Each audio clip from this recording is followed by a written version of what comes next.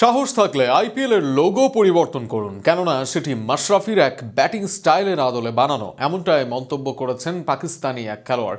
মুস্তাফিজকে সরাতে পারলেও মাশরাফিকে কি সরাতে পারবেন তারা? এমনটাই প্রশ্ন তার। ফিজ ইস্যুতে আইপিএল এর লোগো নিয়ে আরও শুনুন প্রতিবেদনে। এক মুস্তাফিজ ইস্যুতে যেন টালমাটাল ক্রিকেট দুনিয়া। বিশেষ করে ভারত বাংলাদেশের সম্পর্কই যেন বদলে গেল এই এক ইস্যুতে। বড় বড় দেশগুলো যতটা সাহস দেখাতে না পেরেছে, তাই যেন দেখিয়েছে বাংলাদেশ ক্রিকেট বোর্ড ও বাংলাদেশ সরকার। তবে এবার মুস্তাফিজকে ছাঁটাইয়ের ব্যাপারে আইপিএল এর লোগো নিয়ে প্রশ্ন তুলেছেন পাক ক্রিকেটার। পাকিস্তানের সাবেক পেস বোলার জুনায়েদ খান সামাজিক যোগাযোগ মাধ্যমে একটি ভিডিও শেয়ার করেন।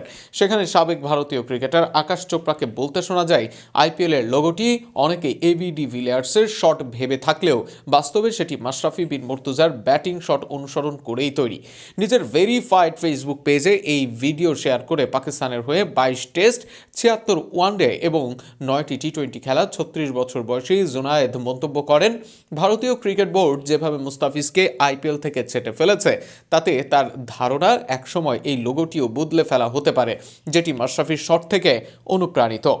উল্লেখ্য, বাংলাদেশের ক্রিকেট ইতিহাসের সর্বকালের সেরা পেসার মনে করা হয় মাশরাফি বিন মুর্তজাকে। 2009 সালে কলকাতা নাইট রাইডার্সের হয়ে আইপিএলে মাত্র একটি ম্যাচ খেলেছেন তিনি। তবে ম্যাচের ভিন্ন একটি ব্যাটিং চিত্র দিয়ে তৈরি করা হয়েছে আইপিএল এর লোগো। এবার দেখা যাক আইপিএল কর্তৃপক্ষ এমন কোনো সিদ্ধান্ত নেয় কিনা।